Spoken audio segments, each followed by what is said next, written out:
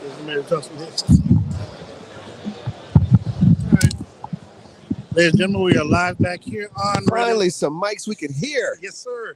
Day 4, Radio Row. I have a couple of special guests with us today, and I'll let them introduce themselves. You are Ryan Davis. Ryan Davis and Brian Davis and Ryan Davis. Ryan Davis. Got you. Chris Spencer. And Chris has some very nice things to say about Gates Barbecue. Yes, Gates Barbecue is fantastic. For over 400 years, they've been making this barbecue sauce. Cavemen still talk about it. Gates Barbecue. Shout out to Kansas City.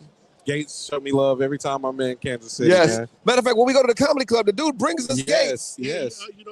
It's Colin.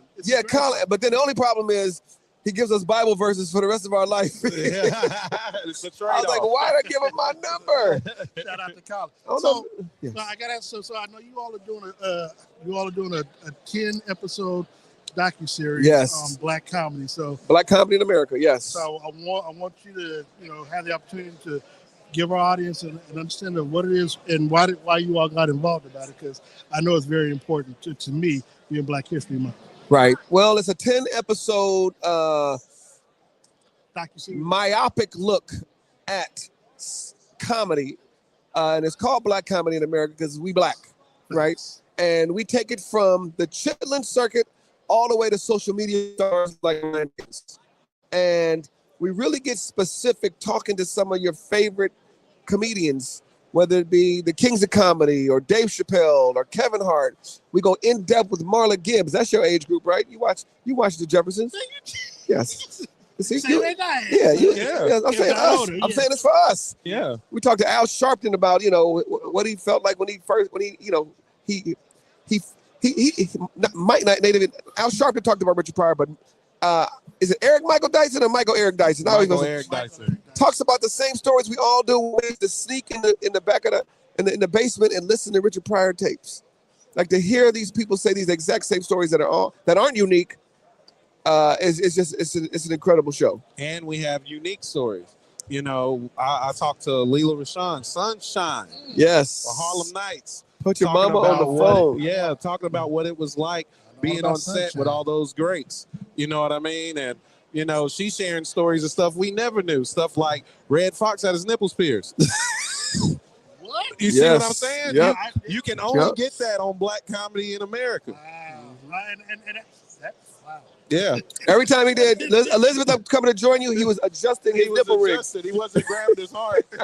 He was adjusting his nipple rings. Now you know where to go after that. Yes. So how did you two gentlemen get involved in the process or in the series? Right. Chris put me on. Yeah, that's how I got. Thank you, Chris. So Tiffany Haddish's company, along with Michael Strahan's company, were putting the show together. And my wife was also a producer on it. She goes, well, you can't do this without my husband. And I was like, oh, thank you. So I became a producer on the show as well as a host. And then they're like, we need something. They didn't say you too old, Chris, and Tiffany, you too old. Tiffany's not old. They said, we need another young voice. And as soon as I said Ryan Davis's voice, they're like, can we get King Batch? I said, no, Ryan Davis. They were like, what about B. Simone? I said, Ryan. No, everybody, it was unanimous. Like, there was no list. It's like, please, we hope he's available. His manager is a dear friend of mine. I made the call. We made it happen, and it was perfect. We're doing by Chris Spencer and Ryan Davis here on the ship on Radio Row. So you talk about going from the chitlin circuit to Def Comedy Jam. Who were some of the original artists, Black artists that performed on the quote-unquote chitlin circuit? Whether it's Mom's Family, Pigmeat Markham, Step and Fetch It. Yeah. And what's funny is, like, you're going to learn that Step and Fetch It was not this, for lack of a better word, coon. Django. This dude was, or Django wasn't a coon either. He was actually a college-educated millionaire. Yeah. But that was what entertainment called for. Everybody thinks he was cooning, but actually it was Black people watching him too.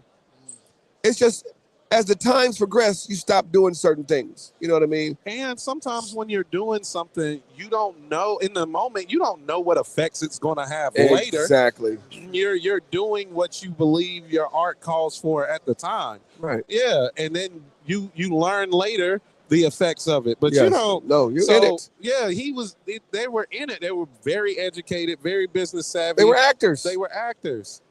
And we have to change, the narrative around something we should be ashamed of. We should be proud of them, but also understand the effects it had on us later. And you can do all of those things. Right. And all of that you will learn on Black Comedy in America. Absolutely. And thanks to LOL Network, we're on every channel in the world. I'm talking about if you got Tubi, if you got Roku, if you got YouTube. Right. If we're on all of it. It comes with your TV. If you got Fire Stick, it's on there too. Yeah. So you were on Def Comedy Jam. Yes. I watched you yes. Yes. We're the same age. How old are you? Hey, you can't say we're not the same age and then not share the age. 47. Oh, yeah, okay. I'm a little younger than you. Keep going. You got me by a year. That's my guy, bro. You got me by a year. Keep going. Okay, so first of all, how were you able to get all the footage that you were able to utilize? Man, I thank our producers, Anthony Smith, who's sitting over there, my wife, Vanessa Spencer. We just had a Katie and Asul. We just that's what they do. You know what I mean? Their job is to go find archival footage and put the show together, because it's not just interviews. You're gonna see clips from Def Comedy Jam. You're gonna see clips from the Fresh Prince of Bel-Air. So that's their job. Our job is to interview, be entertaining, interesting, and funny. Get that? So in doing this docuseries, what is it that you all learned? Pulling all these that Red Fox had nipple rings. Yeah, that's one. That's one. That's a major. Marla Gibbs tells the story about how she came to LA and could not get any work. Audition after audition after audition, and then finally she was supposed to be a guest star on The Jeffersons. I don't want to give it away, but she was so good, just like Jaleel White was on Family Matters. That one day turned into 2 days, 3 days, recurring series regular. Nice. So, in doing all this, were there some artists that you had not known about that you got a chance to discover when pulling all this footage? Well, we're comedy connoisseurs. Yeah. So we're this is your age group. We're encyclopedias. Yeah. So there's not many people we're not gonna know, but there's things about them we didn't know. Yes, the story, because when having conversations with people, we saw the product, but we don't know what it was like to be on set. The relationships they had with people. They discuss all of these things that we would have never known. Like when talking to Sunshine, we see Harlem Nights and how iconic the movie is and how iconic the cast is, but to have a conversation with somebody who was there and is able to attest to what the environment was and the type of stuff that was talked about and why it was so important to have such a large Black cast and what was the process of getting that cast and the ups and downs and the things they had to face in order to make that movie. Those are the things that we need to share more than anything, and we get to share all of this knowledge and laugh at the same time and reminisce and make you go watch it all over again. Yeah, it's great. The thing that I'm looking forward to, because one, I'm a student of history. Mm-hmm. Watch your mouth. I mean, I mean, going to school with Martin Luther King must have been fun. Student of history, and finding footage. But so my question is, because I think back to Eddie Murphy's documentary where he talked about, a lot of these, Red Fox included, dying without any money or their money not in order, where he had to bury them. Were there instances in there that some of the people talked Absolutely. I mean, because this money doesn't last forever. And so you have to learn how to, save, invest, not live like you're going to be making whatever, $35,000, $40,000 a week. So there's a lot of lessons learned. Yeah, because the thing about entertainment is it really is here today, gone tomorrow. You can be the biggest thing in the world one day. Right. And then it feels like the next day you're at the door going, you know who I am. Remember me? Yeah. So you don't just let me in? So you did in 86? It's like, that was 86. That was 86. So as comedians, when you all got started and you taking one at a time, what was the hardest thing for you all to get into that field and to make sure, obviously that you became as good as you are? Well, for me, it wasn't so. The hardest part for me is My strength is my weakness, right? I'm very witty. I'm off the cuff, and I never wanted to perfect the same act over and over and over again. Like everybody, great, that act became a record until they shot a special or a record. That's your age group, and so Bishop, I didn't want to repeat the same stuff. Yeah, I might need you to put this on mute. So I wanted to do new stuff all the time. So never wanting to focus on this act to make this great, and then that 60 minutes goes away. Like I finally started to do it, and you can tell when you see my special, Go to Jason on Hulu, that I come to the realization that's how you become great. Dave, Richard, Kevin, Mike Epps, they all took those necessary steps. So I've learned in my travels that I have to fall in love with my act as opposed to always doing new stuff all the time. Do you feel like you're a storyteller? I'm a storyteller for sure, yes. What about you? I have some storytelling aspects of my comedy style, but I'll also give my perspective and observation about life and social stuff or relationship stuff. So I like the mix because I'm of the Dave Chappelle and Chris Rock school. Yes. So that's my biggest influences. I remember watching, I think I watched a little bit. You was with Shannon Sharp a few years ago. Yeah. Yeah, and I was watching some of your stuff you're talking about. So, and let me ask you, gentlemen, when did you realize that you were funny, like this is what you want to do? Because I remember growing up, we used to be in the back of the bus. You said it this time. We be in the back Tell him how you gave Rosa Parks your seat. Yeah. So you said the back of the bus. I was like, bro, I would have lied and said the front. Jesus. So it wouldn't date you. We I said it. Tell us what Montgomery, Alabama was like and all that stuff. Go. So we be in the back of the bus, jonesing on one another. Yes. Some cats had better jokes than others. So I guess my question, when did you know that this is what I want to do? Oh, I didn't know that comedy was something I was wanting to do until I saw Kevin do it at the highest level. Kevin Hart was one of the biggest influence because Kevin Hart, a lot of people did comedy, but nobody ever showed you what it was like to dream to be a comedian and then what it looked like to succeed at it. Kevin is more vulnerable in interviews than other comics were. Yes. Comics were always the guys, they felt like they had to be their funniest in interviews and you didn't learn nothing about them or how they felt about anything. And Kevin was always the type, and I think it was just a new school thing. You know what I mean? Kevin never really turned it off either. He was like, he always seemed to. But he was honest and interesting. A lot of comedians, the idea was to be funny to gain fans. Well, Kevin already had the fans, so he was like, let's just be honest about what this is.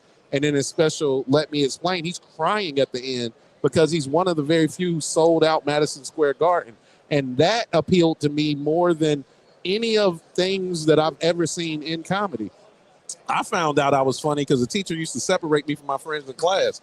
That's how I found out I was funny. And then I found out how funny my parents were when I got home. Hilarious. Yeah, they were hilarious. They like to laugh too. But they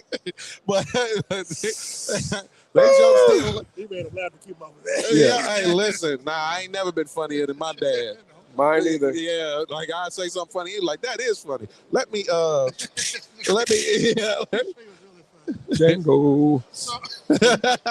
When you know that you were? My whole family's funny. My father is a clown. My mother is funny. My sister, everybody was in. And I used to entertain company when they came over. So you remember Rerun, right? I used to dress up like a locker and entertain. I used to think I was a magician. I used to have people would tie me up, and I would get out of it. So I was always entertaining from the age of 6 and 7 years old. I was the class clown. I was the commissioner of assemblies in high school. So I was always entertaining. I knew in some form, shape, or capacity, I was going to entertain. That was the weirdest way to describe childhood abuse. Yes. So they so tie me up and force me to that same funny father used to tie me up. Yeah. I saw the episode where they tied up Gary Coleman too on TV. Yeah. They put Dana in the closet. So you saw different strokes, huh? Okay. Hey, that's why I never hitchhike. Okay. Yeah. You know what I've never seen? different strokes. And that's the importance of someone like me being on He's here youthful. to have this conversation. He's really young. Yes, 80s baby. It was in the, you better stop. Anyway. No, I was born late 80s. I'm almost. What year you born? 87. Damn, I graduated high school 85. Yeah. You 82? 2? 9? No, you 7. No, for real. I'm really 58. So you're 9 years, 11 years younger than me. 78. Damn. 78. I know. I look at It's the suit that makes you look like an alderman. So that's why we thought. That's so messed up. No, man. I'm saying he looks. Yeah, he's like he want to shoot back. He want to shoot back. He's like, I'm at work. You see what says missed call? That's my pastor. That's a pastor. Yes. Make sure I don't cuss on here. So okay, so we're in Super Bowl 60. Who you gentlemen picking and why? Man, I'm going to have to go with the Seahawks. And the reason I'm picking them is because they beat my 49ers so bad that they have to win. They have to win. If they beat us like that for nothing, I don't know if I can live with myself. And I'm going to be performing in Seattle in a couple weeks, and it would be great if they in the celebration mode. I know that's right. Yeah. They're going to spend money. They're going to spend money. I'm from Los Angeles, California. You don't get your We will never, ever cheer for anything coming out of Boston. Yeah. I don't even eat Boston baked beans. Yeah. Okay. Yeah. All right. When I'm playing Celtics, spades, I don't do a Boston. Nothing to do with Boston. You went 12-1, huh? No. You're on a Wilt Chamberlain. Yes. Yeah. So I'm going with Seattle. Maybe they'll get Marshawn the ball and do that play one more time. Man, that's crazy. So when you all coming from Kansas City? Because I know you. Yes. When we do the Gates Comedy Jam. Yeah. I come through Kansas City, man, and shout out one day I'm gonna come to Kansas City and black people gonna know. Yeah, that's the worst when you come to town and then you go get some shoes in the mall. They go, we didn't know you was here. I was like, well, you know what? Maybe if your promoters advertise for black stations, exactly. What do you mean? They don't know us on the country stations? Yeah. Yeah. They were like, hey, you just listen to Joe Crocker, now listen to Ryan Davis. He's going to be at the But as we wrap this up, just make sure you watch Black Comedy in America. Yes. It's absolutely an incredible show. You're going to see Dave. You're going to see Will. You're going to see the Kings of Comedy. You're going to see Marla Gibbs, Kim Whitley. You're going to see the daughter of Bernie Mac telling stories nobody knows. So make sure you watch the show. We made sure it's very easy to get in Kansas City. Yes. If you have a television. It comes with the TV. It comes with the TV. Antenna free? Yeah, man. Antenna free. Yeah. It was great watching you growing up, man. Franco Harris interviewed me today, y'all. Wow. Oh, my God. That's so good. Chris Spencer, Ryan Davis, thank you so very much. We'll be back a little bit later with Stephen A. Smith.